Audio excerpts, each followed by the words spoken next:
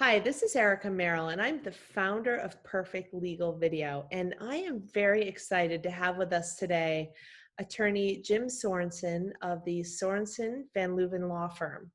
And today we are going to be talking about a very interesting topic. And that topic has to do with dealing with deceased members for credit unions. I want to welcome you today. Thank you so much for joining us, Jim. Thank you, Erica. I'm excited to be on the program today and to be able to talk about this topic. Excellent. So, I know that you work on so many different issues for credit unions, and you really keep them, above board, and you help them out of like little mistakes that happen because there are human errors that happen sometimes. And, if that happens to a credit union, they could get sued. So today our topic is specifically around if somebody that is a member of their credit union is deceased and what happens to that money. So you're in Florida. A lot of people move to Florida because they want to age gracefully in the sunshine. And, I just wonder, do you find that the rate of death and credit unions having to deal with this situation is a lot greater than other places? I think it is. Our firm, we represent clients in both Georgia and Florida. I'm licensed in both states. My partner, Tyler, is also licensed in both states. And clearly, we see this issue come up more with our Florida clients than with our Georgia clients. And I think it's because we have a large senior citizen community. As you said, a lot of people move here when they retire. They want to age gracefully in the sun. They want to be somewhere where they can golf and enjoy their activities outdoors. Florida, of course, is very friendly in terms of no state income tax. So when you retire and you're on a fixed income, living in Florida helps you with that. So I think all those reasons play into we see this more often with our Florida clients than with any of our other clients. Wow, I hadn't really thought of it, but now that you mention it, I know lots of people that either vacation there for half the year or they just move right down. So I can see where that might be an issue. So what happens when somebody dies and they have a deposit account at a financial institution? How does their family or loved ones get the money out of the account? Well, that's a good question, and I'm going to give the lawyer answer, which is it depends. There's a lot of variables, but generally it plays out in one of three ways. If there is a joint owner on an account, a lot of accounts have joint owners. So it may be a spouse, it may be a significant other, it may be a child, or a niece, nephew who cares for them. So if the primary, what we call the primary member, the primary account owner dies, then that joint owner becomes the owner of the account. So there isn't a whole lot there that has to be done. A death certificate turned into the credit union to show that the primary is now deceased, and the joint owner becomes the only owner on the account. If there is no joint owner or the joint owner previously passed, so take a husband and wife, let's say husband died 2 years ago, now wife has died, and there is no other joint owner. Now the question becomes: is there a payable on death beneficiary? In Florida and in most states, you can put on your deposit account a payable on death beneficiary, and this beneficiary is a person who will inherit the account, if you will, upon the member's death, upon the owner's death. And so if there is a payable on death beneficiary, the account becomes their property. Once they contact the credit union or the credit union contacts them, they become the owner of the money. And typically, unless they are a member of the credit union, they're going to move that money to their own account at their own financial institution. If there is not a joint owner, or if there is not a beneficiary, this is where it gets tricky. And just at a cursory level, what the credit union has to wait on is an appropriate court order, and in the probate action. So there's going to have to be some sort of probate action. Each state that works different, but in Florida, Typically, it's going to be the appointment of a personal representative. In some states, they're called executors, and that person becomes the representative of the estate of the deceased person, and that person is able to wrap up their affairs. So, those are kind of the three general ways that a family member, a loved one would get access to the money or to the account. Okay, so that's good. I mean, it sounds like there are a few steps that have to be taken to get the money in that situation. Now, what happens if somebody has a power of attorney? Then is it easier for them to get at the money? No, once a person dies, their power of attorney is no longer effective. This is a common misconception. You see this a lot with individuals. You also see this sometimes at people who work in banks or credit unions don't always understand this.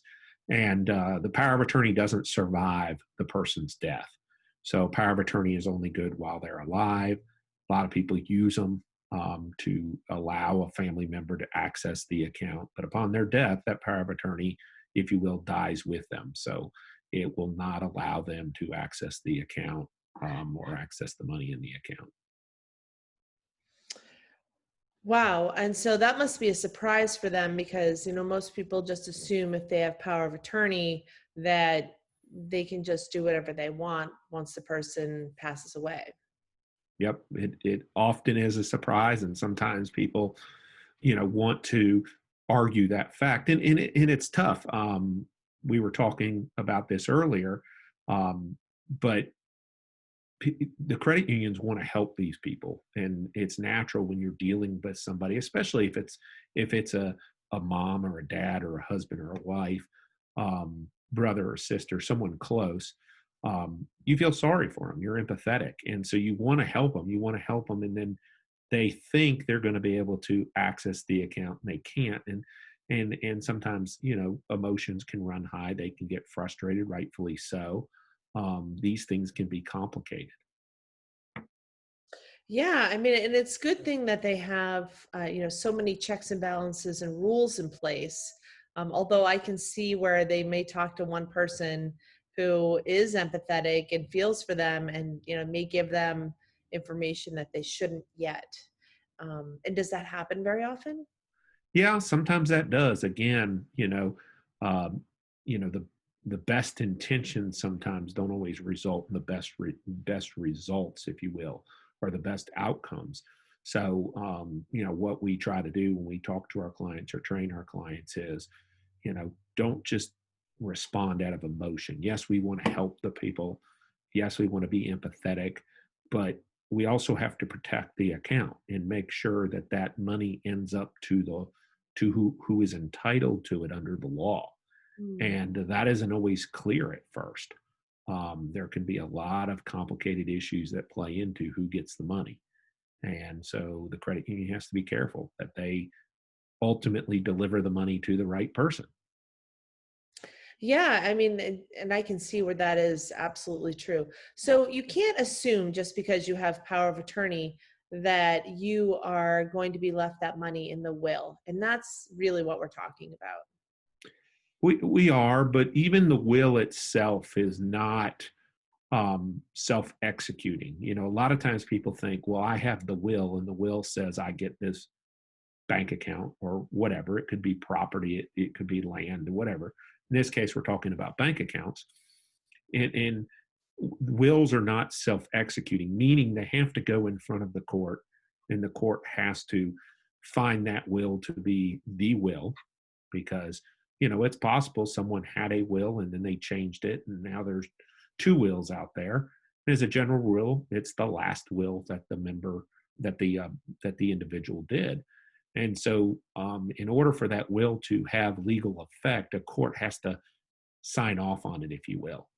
And the way that works depends on the state you're in. In Florida, it would depend on the size of the estate, the number of assets that a deceased person has, as to how that process plays out. So a will does not automatically entitle someone to the money. There has to usually be a second step, that court order, to empower the will to for the credit union to be able to pay those monies. I see.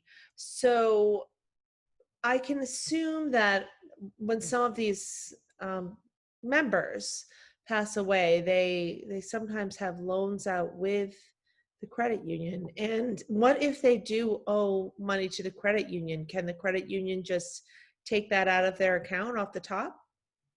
As a general rule, yes. That is what we refer to as set off rights. And so, as a general rule, the credit union would have the right to take the money that is in a deposit account and apply it towards an outstanding debt.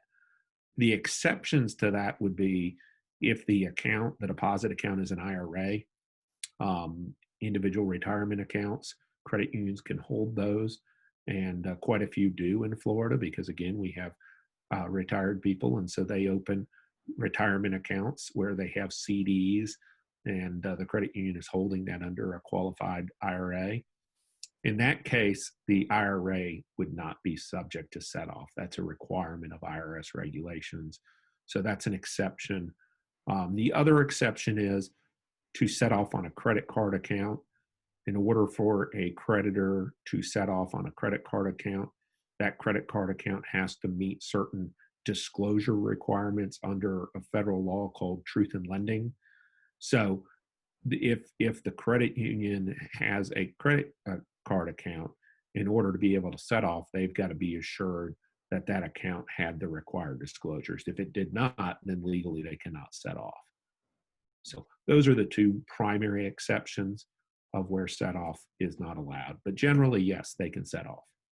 I mean, it makes sense. It's owed to them and the money's in the account, so they can luckily recover that um, in good faith before they give the remainder, if there is anything left, to whoever got control of the accounts. So I can see there seems to be a lot of different things happening when it comes to closing a deceased member's account. And I can see that there might be some mistakes made. What are the most common mistakes that you have found happen with credit unions when it comes to handling deceased members' accounts? Yeah, there are a lot of mistakes, and I would say that the three most common, at least what I've seen over the last year and a half, the three most common mistakes would be: one, they rely upon the information in the computer system without pulling the actual account documents to make sure they understand how the account is titled or who's the payable of death beneficiary. Um, that's number one. They're rushing through the process. Number two is, and again, I think this comes out of the empathy, good intentions, but they discuss the account or a loan with a family member who's not joint on the loan or account and has not been appointed the personal representative, but they're the son, they're the daughter, they're the spouse, and they feel sorry for that person and they want to help them, and they discuss the account with them when legally they're not entitled to that information. Mm. And you can imagine, especially where there is a fight over the estate, um, that can get really messy sometimes. You've got brother and sister fighting. They don't like each other. We don't know that. The credit union doesn't know that. But you talk to sister, and sister's not entitled to that information. And now brother is mad and he's wanting to sue the credit union. And then just mishandling the repossession and liquidation of an automobile or other personal property under lien to the credit union. That's another area where we see is rife with mistakes. Yeah, and that makes a lot of sense. So when you were talking earlier about pulling and reviewing account documents, why is that so important? I would say human error. What often I see, the way it's supposed to work is what's in the computer system matches the account documents. But so many times account documents go missing, or what's on the account documents don't match what's in the computer system. And if a family member were to challenge it, let's say that the family member says, no, I know my sister was not joint on that account with dad. Dad removed her, and the credit union's just going by what's on the system, and the system wasn't updated correctly or the change wasn't made. If litigation ensues and that document is found where dad removed sister, that document controls the document dad signed. Um, so the computer system is, again, just supposed to reflect the paperwork, but it is not the paperwork. So, what I always try to tell my clients is go back to the paperwork. Make sure you actually look at the paperwork that the member themselves, the account owner actually signed. And if there's a question, get your lawyer involved, because once you pay that money out, if you pay it to the wrong party, you may have to pay it again. So you can imagine $20,000 in the account. Oh no, we paid sister, and really it should have been brother. Mm. Now we've got to pay brother 20,000 and chase the sister for the 20. So if the credit union is never able to recover that money, now they're out $20,000. They're not out, if they had waited and followed proper procedure, they wouldn't be out any money. So that's why pulling the account documents and looking at them becomes so important. And that makes a lot of sense too. It is true that like there's human error when you've got paperwork and you try to do your best to put it in the system, and people type stuff in, and numbers get reversed, wrong boxes get checked off. It's very easy to do. Oh, yeah. And it happens more often than you would think.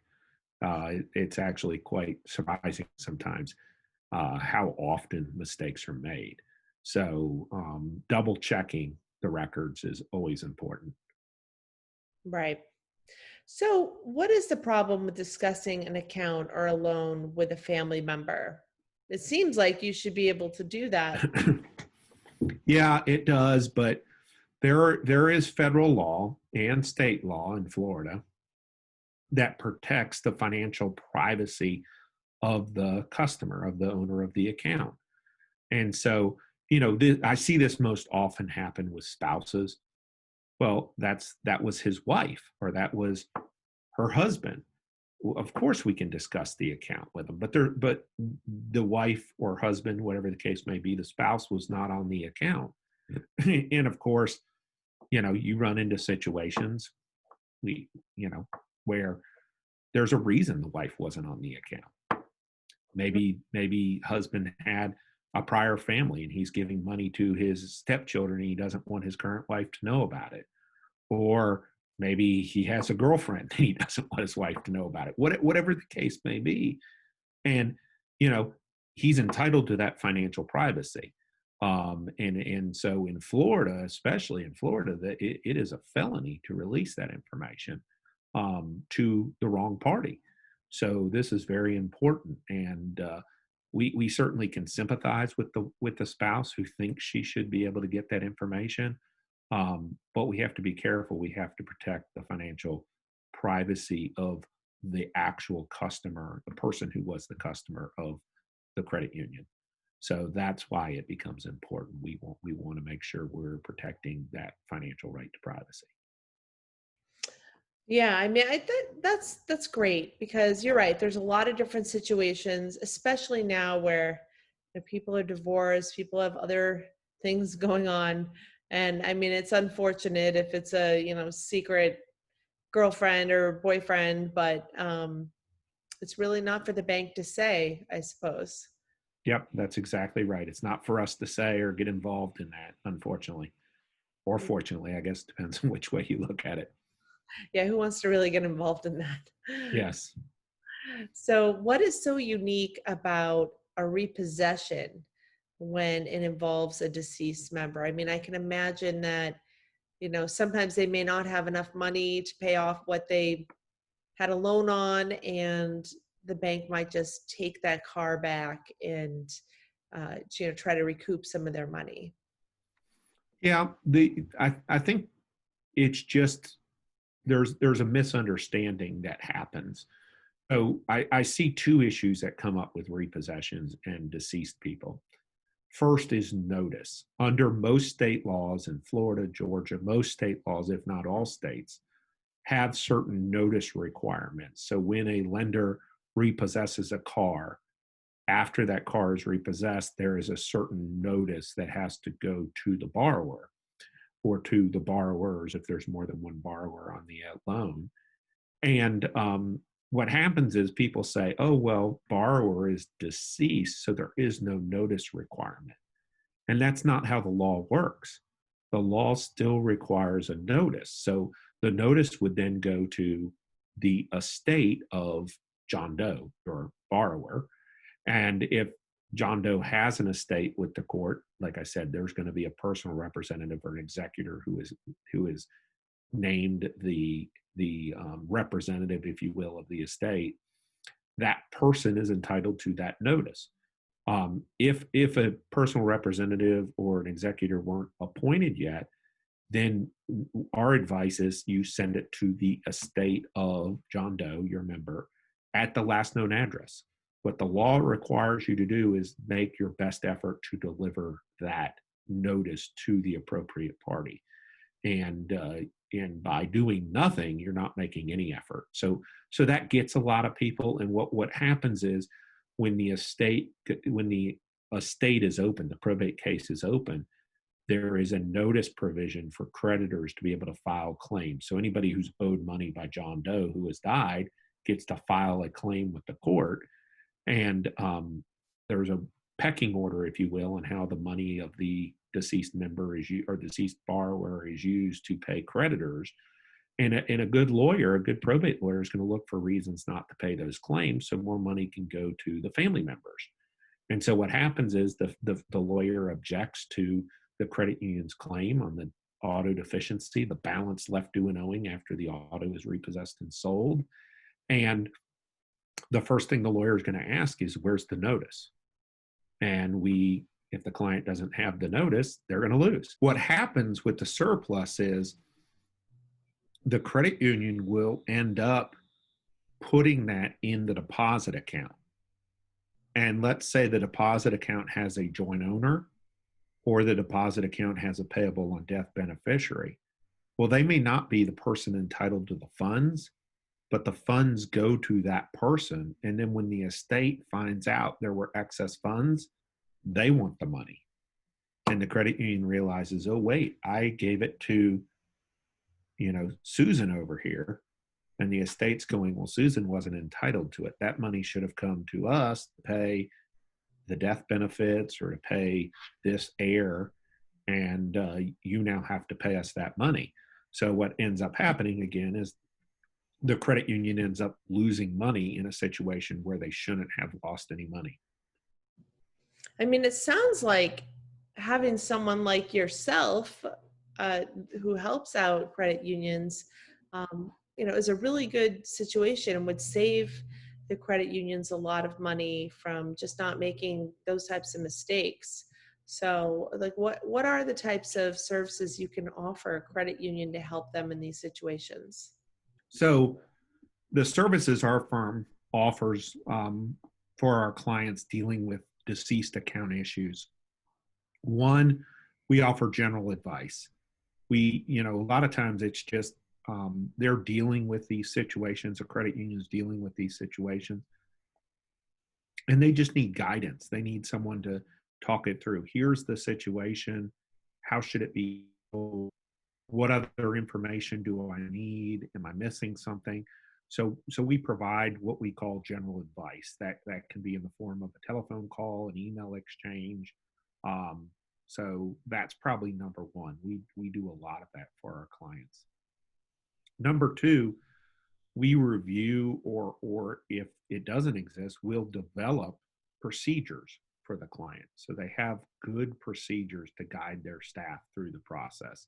So when the staff is dealing with this specific situation, they know what to do. So in the case of a repossession with a deceased member, here's the steps that should be followed to avoid those common mistakes. And then third, we do training. we will help credit unions train their staff on these issues. So we've done several of these over the years, and we'll come into a client and provide training. Normally, that training is done in house at the credit union. Of course, now with COVID-19, we're doing a lot of virtual training. So it's not always in person, and we'll do it virtually using Zoom or some other platform and provide those trainings. So those are generally the three areas where we try to be proactive and help our clients deal with these issues. Well, I mean that sounds great. And training is always the best way to reinforce the rules and make sure that those mistakes aren't made. And I know that you also have, those you review and develop procedures, that people have checklists to follow. And I'm sure that the absolute gotchas are written in bold and told to them several times so that they can really save a lot of money in not having those types of errors happen. Yeah, I always tell clients, one mistake in this area is costly. And if something's going to go wrong, it never goes wrong on the $2,000 account. It goes wrong on the $100,000 account or the $75,000 account. So, a little cost to train your staff to make sure your procedures are right is very small in comparison to the likely mistake that could be made. And again, in Florida, a lot of seniors, they have significant deposits at a credit union. It's not uncommon for the deposit account to be six figures or more, to be in the six-figure range. So we see that all the time. So it only takes one of those mistakes to get real expensive quick. Yeah, I can see where that would happen. And, people assume that a credit union, oh, it's a credit union, they can afford it. But, it is a business and they're trying to be profitable. And, those kind of numbers just coming out unexpectedly, and that can be a really big loss. That's an employee's salary, possibly, maybe two. Yep, yep. In some cases, I've seen cases where it's multiple employee salaries, and it is not a good day when those happen. No, definitely not. Well, Jim, I'm really glad that they have you. And if there are any credit unions watching this that would like to get in touch with Jim and his law firm, absolutely encourage that. I have seen the testimonials; they are glowing, and I know that you've got a lot of loyal customers that are customers and clients that are really appreciative of what you do for them, and just making sure that mistakes don't happen, and the prevention is is priceless, really. So I want to thank you so much for coming on today. Really appreciate this information. I know there's probably a lot of people out there that are wondering about how this works with deceased customers. And now we know, and we know some of the gotchas. And so this has been really filled with value, and we really appreciate your coming on today. Thank you, Erica, for having me. I've enjoyed being on as always, and happy to talk about this topic. All right, thank you so much and have a great day. And thanks everyone for watching.